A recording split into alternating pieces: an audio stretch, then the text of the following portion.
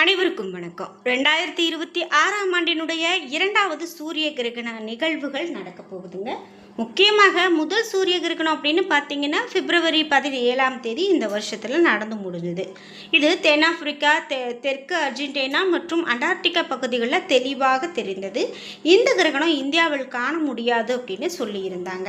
அந்த வகையில் இப்போது இரண்டாவது சூரிய கிரகணத்தை நாம் எதிர்பார்த்து காத்திருக்கோம். அதாவது ரெண்டாவது சூரிய கிரகணம் எப்போ நடக்குது, இந்த நிகழ்வு இந்திய நேரப்படி எப்போ நடக்க போகுது, இந்தியாவில் இந்த கிரகணம் தெரியுமா, எவ்வளவு நேரம் தெரியும், இதனால் ஏதாவது கிரக தோஷங்கள் இருக்கா, இதெல்லாம் நம்ம பார்க்க போகிறோம். முக்கியமாக இந்த கிரகணத்தை ஒட்டி ஒரு சில ராசிக்காரங்களுக்கு என்னெல்லாம் பலன்கள் சொல்லப்படுது, இது எல்லாம் நான் இந்த வீடியோவில் முழுமையாக சொல்லியிருக்கேன். வீடியோவை ஸ்கிப் பண்ணாமல் பாருங்கள். வீடியோ கண்டிப்பாக உங்களுக்கு ரொம்ப பயனுள்ளதாக இருக்கும். கடைசி வரைக்கும் ஸ்கிப் பண்ணாமல் பாருங்கள். நீங்கள் மறக்காமல் 12 ராசியில் என்ன ராசிக்காரங்க அப்படிங்கிறதையும் கமெண்ட் பாக்ஸில் சொல்லிவிடுங்க. நீங்கள் இன்னும் உற்சாகம் டிவி சேனலை சப்ஸ்கிரைப் பண்ணாமல் இருந்தால் சப்ஸ்கிரைப் பண்ணிக்கோங்க. கூடவே இருக்க பெல் ஐக்கானை மறக்காமல் கிளிக் பண்ணிடுங்க. வாங்க வீடியோக்குள்ளே போகலாம். இந்த வீடியோ பார்த்துட்டு இருக்கக்கூடிய உங்களுக்கு வீட்டில் நிறைய பிரச்சனை இருக்குது, வாழ்க்கையில் முன்னேற்றம் காண்பதற்கான வழி தெரியல, கடன் தொல்லை அதிகரிச்சுட்டே இருக்குது அப்படின்லாம் சொல்லி வருத்தப்படுறீங்களா? முக்கியமாக ஒரு சில வீடுகளில் நம்ம என்ன பேசுகிறோன்னு தெரியாது, ஆனால் தேவையில்லாத சண்டை பிரச்சனையெல்லாம் வரும். இந்த மாதிரிலாம் பிரச்சனைகளை சந்திச்சுட்டு இருக்கீங்க அப்படின்னா இந்த வீடியோவுக்கு கீழே நான் ஒரு தொலைபேசி எண் டிஸ்கிரிப்ஷனில் கொடுத்துருக்கேன். அந்த எண்ணுக்கு தொடர்பு கொண்டு பேசி பாருங்கள். கண்டிப்பாக அவங்க வாழ்க்கையில் இருக்கக்கூடிய எல்லா பிரச்சனைகளுக்கும் சரியான பரிகார பலன்கள் சொல்லுவாங்க. நாம் இப்போ இரண்டாவது சூரிய கிரகணம் அப்படின்னு பார்த்தீங்கன்னா இந்திய நேரப்படி இந்த கிரகணம் ஆகஸ்ட் 12ஆம் தேதி, அதாவது வரக்கூடிய ஆகஸ்ட் 12ஆம் தேதி இரவு நேரத்தில் நடக்க இருக்குது.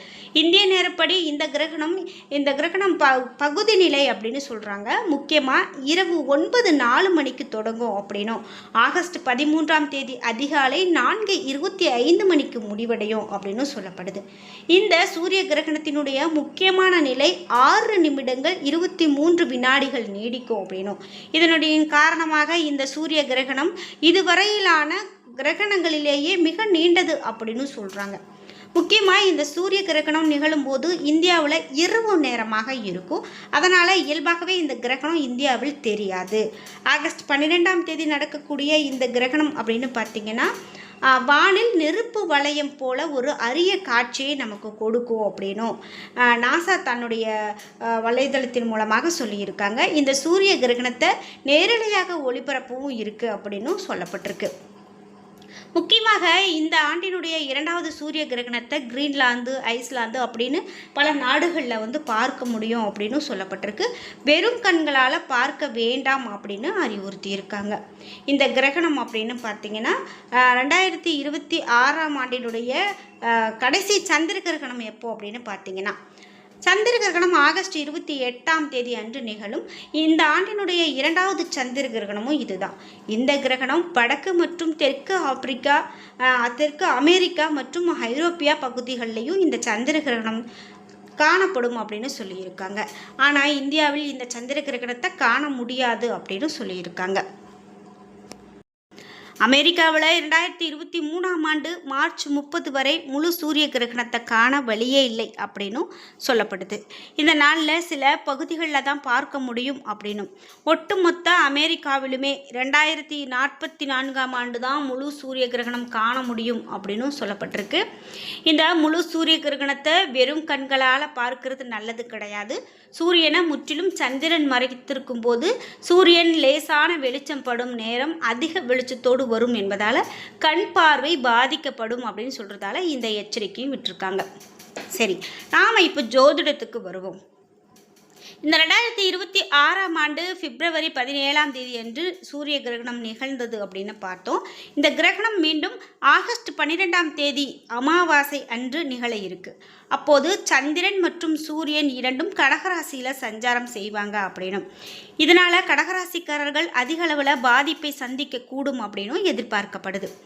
மேலும் அதனை அடுத்து சிம்மம், மேஷம், விருட்சக ராசிக்காரர்கள் ரொம்ப கவனமாக இருக்கணும் அப்படின்னு சொல்லப்பட்டிருக்கு.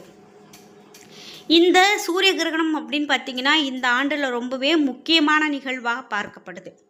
அப்படியாக இந்த சூரிய கிரகணம் 3 ராசிக்காரர்களுக்கு வாழ்க்கையில் சில சிக்கல்களை கொடுக்க காத்திருக்கிறது அப்படின்னு சொல்லப்படுது.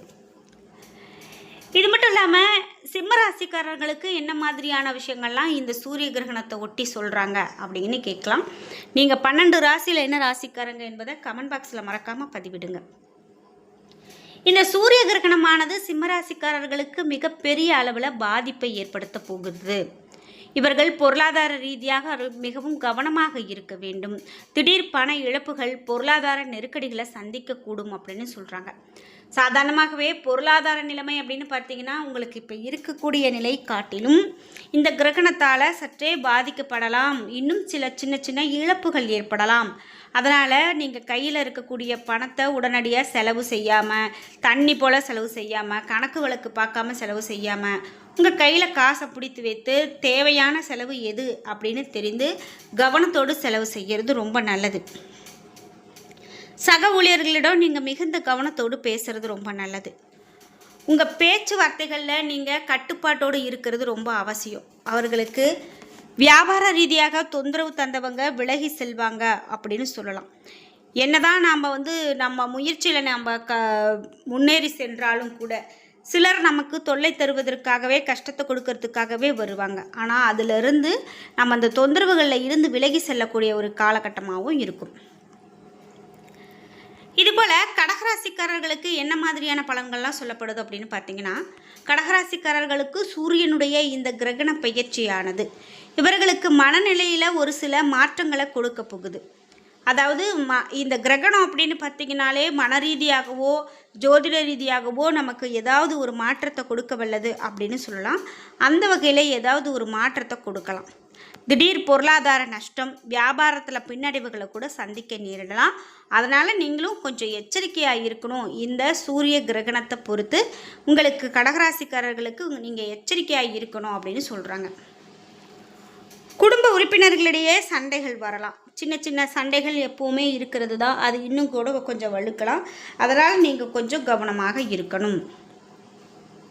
இந்த காலகட்டங்களில் யாரை நம்பியும் நீங்கள் பணம் கொடுப்பதையும் வாங்குறதையும் தவிர்த்து விடுறது நல்லது. ஆரோக்கியத்தில் நீங்கள் மிகுந்த கவனம் செலுத்துறது அவசியம். ஆரோக்கியத்தை பொறுத்த வரைக்கும் இந்த நேரத்தில் நம்ம மருத்துவர்கிட்ட நாளைக்கு போய்க்கலாம், அப்புறம் போய்க்கலான்னு எதையுமே தள்ளி போட வேண்டாம். ஆரோக்கியத்தை பொறுத்த வரைக்கும் நீங்கள் ரொம்ப கவனம் செலுத்துறது மிக முக்கியம் அப்படின்னு சொல்லப்படுது. மூன்றாவதாக விருச்சிக ராசி. விருச்சிக ராசிக்காரர்களுக்கு வரக்கூடிய இந்த கிரகணங்கள் எப்படிப்பட்ட பலனை கொடுக்கும் அப்படின்னு பார்த்தீங்கன்னா, இவர்களுக்கு வேலையில் சில பாதிப்புகளை உண்டு செய்யலாம். விருச்சிக ராசிக்காரர்களுக்கு மேல் அதிகாரிகளோடு சில கருத்து மோதல்கள் இருக்கலாம். தேவையில்லாத வாக்குவாதங்களை தவிர்க்கிறது ரொம்ப நல்லது. ஏதாவது ஒரு பிரச்சனை வருது, யார் கூடயாவது நம்ம மோதுறதுக்கான பிரச்சனை வருது அப்படின்னா அதை நம்ம தவிர்க்கிறது இந்த நேரத்தில் ரொம்ப நல்லது. கிரகணத்துக்கு பிறகு 15 நாட்கள் எந்த ஒரு முக்கிய வேலையும் நீங்கள் துவங்குவதை தவிர்க்கிறது நல்லது. அதுபோல் மறைமுகமான எதிரிகளிடம் நீங்கள் கவனமாக இருக்கிறது ரொம்பவே அவசியம்.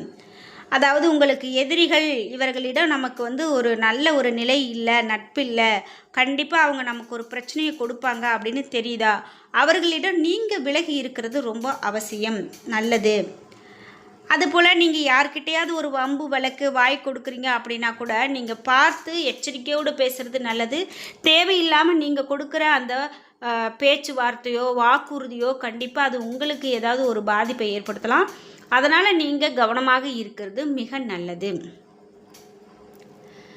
இது மட்டும் இல்லாமல் இந்த கிரகணத்தை பொறுத்து இன்னும் என்ன மாதிரியான பலன்கள்லாம் சொல்லப்படுது அப்படின்னு பார்த்தீங்கன்னா, முக்கியமாக இந்த கிரகண நேரங்கள் அப்படின்னு பார்த்திங்கன்னா நிறைய கட்டுப்பாடுகளோடு நம்ம இருக்கணும். இந்த விஷயங்களெல்லாம் கடைப்பிடிக்கணும். இந்த விஷயத்துலலாம் நம்ம மாற்றிக்கணும். இந்த நேரத்தில் உணவு உண்ணக்கூடாது. நம்ம கிரகணம் முடிந்தோடனே குளிக்கணும். கோவிலுக்கு நம்ம இந்த கிரகணம் முடிஞ்சோடனே கோவிலுக்கு போகிறது நல்லது. எல்லா கோவிலுமே திறந்திருக்க மாட்டாங்க. இது மாதிரி நிறைய விஷயங்கள் இருக்குது. அந்த மாதிரி இந்த கிரகணத்தை பொறுத்து அடுத்தடுத்து என்னென்ன செய்திகள்லாம் வந்திருக்கு அப்படிங்கிறத நான் தொடர்ந்து நம்மளுடைய சேனலில் சொல்லிக்கிட்டே வரேன். நீங்கள் எதையும் ஸ்கிப் பண்ணாமல் பார்த்துக்கிட்டே வாங்க. என்ன நண்பர்களே, இன்றைக்கி வீடியோவில் நாம் இந்த வரக்கூடிய 2026ஆம் ஆண்டினுடைய 2வது சூரிய கிரகணத்தை பற்றியும் இதனால் 3 ராசிக்காரங்களுக்கு எப்படிப்பட்ட பலன் இருக்க போகிறது என்பதை பற்றியும் பார்த்து தெரிஞ்சுக்கிட்டோம். இந்த வீடியோ கண்டிப்பாக உங்களுக்கு ரொம்ப பயனுள்ளதாக இருந்திருக்கும். வீடியோ உங்களுக்கு பிடிச்சிருந்தா லைக் பண்ணுங்கள், ஷேர் பண்ணுங்கள், கமெண்ட் பண்ணுங்கள். நீங்கள் இன்னும் உற்சாகம் டிவி சேனலை சப்ஸ்கிரைப் பண்ணாமல் இருந்தால் சப்ஸ்கிரைப் பண்ணிக்கோங்க. கூடவே இருக்க பெல் ஐக்கானை மறக்காமல் கிளிக் பண்ணிடுங்க. நன்றி வியூவர்ஸ்.